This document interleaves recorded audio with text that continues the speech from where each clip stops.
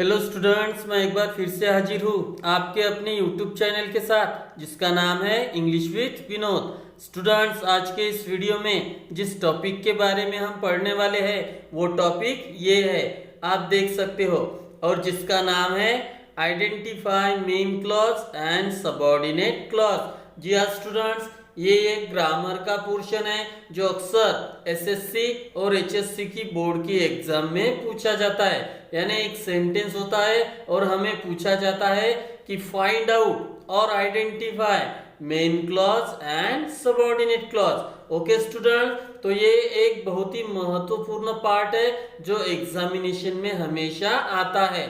Okay students, तो चलिए बिना देरी किए इस वीडियो को स्टार्ट करते हैं और पढ़ते हैं कि मेन क्लॉज और सबऑर्डिनेट क्लॉज इनको कैसे आइडेंटिफाई किया जाए। ओके स्टूडेंट्स, ये रहा वो पॉइंट स्टूडेंट्स, आप देख सकते हो। ये पॉइंट आपको बताएगा कि मेन क्लॉज और सबऑर्डिनेट क्लॉज एग्जैक्टली होता क्या है। तो चलिए वो पॉइंट को पढ़ते हैं। क्या है point? Main clause is independent while subordinate clause depends on main clause. That's why main clause is called independent clause and subordinate dependent clause. जी हाँ स्टूडेंट्स, मेन क्लॉज को ही इंडिपेंडेंट क्लॉज कहा जाता है। क्यों? क्योंकि ये एक अर्थपूर्ण मीनिंग को एक्सप्रेस करता है। अब अर्थपूर्ण मीनिंग कब आता है स्टूडेंट्स? जब हम वहां सब्जेक्ट और वर्ब को देखते हैं या फिर सब्जेक्ट वर्ब या ऑब्जेक्ट को देखते हैं, तो दोनों में से कोई भी एक सिचुएशन होनी चाहिए, तभी हम एक अर्थपूर्ण मीनिंग को एक्सप्रेस करते हैं। और मेन क्लॉज वही अर्थपूर्ण मीनिंग एक्सप्रेस करता है। That's why it is called independent clause. और एक अर्थपूर्ण मीनिंग को एक्सप्रेस करने के लिए इसे किसी क्लॉज पर डिपेंड नहीं होना पड़ता है, इसलिए इसे इंडिपेंडेंट क्लॉज कहते हैं। ओके स्टूडेंट्स, और subordinate clause depends on main clause, that's why it is called dependent clause. क्योंकि सबऑर्डिनेट क्लॉज एक अर्थपूर्ण मीनिंग एक्सप्रेस नहीं करता है और इसे एक्सप्रेस करने के लिए उसे मेन क्लॉज पर डिपेंड होना पड़ता है, इसलिए सबऑर्डिनेट क्लॉज को डिपेंडेंट क्लॉज कहते हैं। Okay students, main clause independent clause और subordinate clause dependent clause. Okay, ये देखिए और एक पॉइंट स्टूडेंट्स, आप देख सकते हो, ये सबऑर्डिनेट क्लॉज के बारे में है जिसे हम डिपेंडेंट क्लॉज भी कहते हैं। तो देखिए स्टूडेंट्स, यहाँ पे मैंने कुछ वर्ड्स लिख के रखे हैं। एक्चुअली ये एक हिंट है स्टूडेंट्स, यानी मेन क्लॉज और सबऑर्डिनेट क्लॉज को कैसे आइडेंटिफाई किया जाए। तो स्टूडेंट्स, अगर आप सबऑर्डिनेट क्लॉज फाइंड आउट कर लेते हो तो मेन क्लॉज को फाइंड आउट करना मुश्किल नहीं है। तो ये हिंट है स्टूडेंट्स, यानी ये जो वर्ड्स आप देख रहे हो कौन कौन से वर्ड है? Though, although, if, unless, as soon as, when, why, since, because, till, until, before, after, where, how, wherever, who, as, so that etcetera. तो स्टूडेंट्स, ये वो वर्ड्स है जो आपको बताएंगे कि सबऑर्डिनेट क्लॉज एग्जैक्टली होता क्या है। आई मीन स्टूडेंट्स, ये हिंट है सबऑर्डिनेट क्लॉज को आइडेंटिफाई करने की।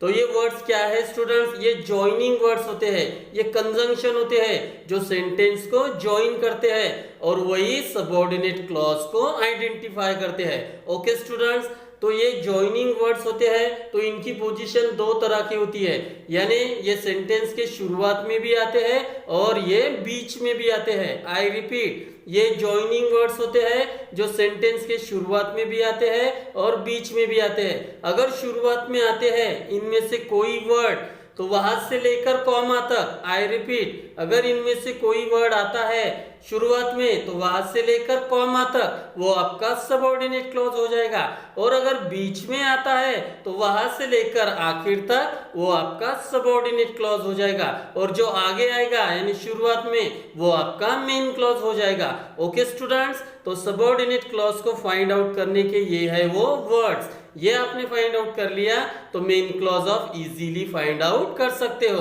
तो चलिए एग्जाम्पल के साथ इसको और अच्छे से देखते हैं। ये रहा हमारा पहला एग्जाम्पल स्टूडेंट्स, आप देख सकते हो। चलिए रीड करते हैं। क्या है हमारा पहला example? If he trains we shall get wet. तो देखिए स्टूडेंट्स, ये जो सेंटेंस है ये कॉमा में आया है, और जैसा कि मैंने अभी अभी कहा है, वो वर्ड्स जो मैंने अभी अभी आपको बताए, अगर वो स्टार्टिंग में आते हैं तो सेंटेंस कॉमा में होगा। तो उस वर्ड से लेके, यानी जो स्टार्टिंग में वर्ड आया है उस वर्ड से लेकर कॉमा तक वो आपका सबऑर्डिनेट क्लॉज हो जाएगा, और जो बचा हुआ है वो मेन क्लॉज हो जाएगा। तो देखिए इस सेंटेंस में कौन सा वर्ड आया है, इफ, आप देख सकते हो। तो इफ से लेके कॉमा तक ये हो गया आपका सबऑर्डिनेट क्लॉज। तो देखिए मैंने यहाँ पे लिखा है सबऑर्डिनेट क्लॉज कौन सा है, इफ इट रेन्स, और मेन क्लॉज कौन सा हो गया है, वी शॉल गेट वेट, आप यहाँ पे देख सकते हो। तो बस यही बात आपको याद रखनी है कि वो वर्ड्स जो मैंने अभी अभी आपको बताए हैं इनकी दो पोजीशन होती है, क्योंकि ये जॉइनिंग वर्ड्स होते हैं। तो ये सेंटेंस के शुरुआत में आते हैं, अगर शुरुआत में आते हैं तो कॉमा आएगा, तो कॉमा तलक वो सबऑर्डिनेट क्लॉज हो जाएगा, और कॉमा के बाद जो सेंटेंस रहेगा वो मेन क्लॉज। अगर बीच में आता है तो उस वर्ड से लेकर आखिर तक सबऑर्डिनेट क्लॉज, और जो पहले आएगा वो हो जाएगा आपका मेन क्लॉज। ओके स्टूडेंट्स, चलिए दूसरे एग्जाम्पल की तरफ मूव करते हैं, और ये रहा आपका दूसरा एग्जाम्पल। चलिए रीड करते हैं, क्या है, polish my shoes till they shine. तो देखिए स्टूडेंट्स, इस सेंटेंस में वो वर्ड्स बीच में आया है जो वर्ड्स मैंने आपको बोले थे, यानी उनमें से एक यहाँ पे आया है। कौन सा है वो वर्ड, टिल, आप यहाँ पे देख सकते हो। तो मैंने कहा था अगर बीच में आता है तो उस वर्ड से लेकर आखिर तक। तो देखिए टिल दे शाइन, यानी टिल से लेकर शाइन तक, ये हो गया आपका सबऑर्डिनेट क्लॉज। देखिए subordinate clause till they shine, और अभी जो बचा हुआ है कौन सा, पॉलिश माय शूज, ये हो गया आपका मेन क्लॉज। ये देखिए आप यहाँ पे देख सकते हो, main clause polish my shoes. Okay students, चलिए तीसरे एग्जाम्पल की तरफ मूव करते हैं। ये रहा तीसरा एग्जाम्पल स्टूडेंट्स, आप देख सकते हो। चलिए रीड करते हैं, कौन सा है, देखिए he will not pay the bill unless he is forced। तो देखिए स्टूडेंट्स, इस सेंटेंस में भी जो वर्ड्स मैंने बताए उनमें से एक वर्ड बीच में आया है। देखिए कौन सा वर्ड है, अनलेस। तो जैसा कि मैंने कहा है अगर ये बीच में आते हैं तो उस वर्ड से लेकर आखिर तक। तो देखिए अनलेस ही इज फोर्स्ड, ये हो गया आपका सबऑर्डिनेट क्लॉज, आप यहाँ पे देख सकते हो subordinate clause unless he is forced. और अभी जो बचा हुआ है वो सिंपली क्या हो गया है, मेन क्लॉज। तो कौन सा बचा है, ही विल नॉट पे द बिल, आप यहाँ पे देख सकते हो main clause, he will not पे द बिल। ओके स्टूडेंट्स, तो चलिए अभी आखिरी एग्जाम्पल की तरफ मूव करते हैं। ये रहा हमारा आखिरी एग्जाम्पल स्टूडेंट्स, आप देख सकते हो। चलिए रीड करते हैं, क्या है, because he is my best friend I can't say anything to him. तो देखिए स्टूडेंट्स, इस सेंटेंस में उनमें से एक वर्ड यहाँ पे आया है जो कि स्टार्टिंग में आया है। कौन सा है वो वर्ड, बिकॉज। तो जैसा कि मैंने कहा है अगर ये स्टार्टिंग में आता है तो ये सेंटेंस कॉमा में होगा, तो कॉमा तलक वो आपका हो जाएगा सबऑर्डिनेट क्लॉज। तो देखिए सबऑर्डिनेट क्लॉज कौन सा हो गया है, because he is my best friend. Okay students, और अभी जो बचा हुआ है वो सिंपली मेन क्लॉज हो जाएगा। तो कौन सा बचा हुआ है, I can't say anything to him. तो देखिए main clause, I can't say anything to him. Okay students, तो मैं फिर से एक बार बता दूं, जो वर्ड्स मैंने अभी अभी आपको बताए हैं वो सबऑर्डिनेट क्लॉज को आइडेंटिफाई करने के लिए होते हैं। तो वो एक हिंट है, तो बस उस वर्ड को आप याद कर लो। और जैसा कि मैंने बोला है कि इनकी पोजीशन दो तरह की होती है, ये स्टार्टिंग में भी आते हैं और बीच में भी।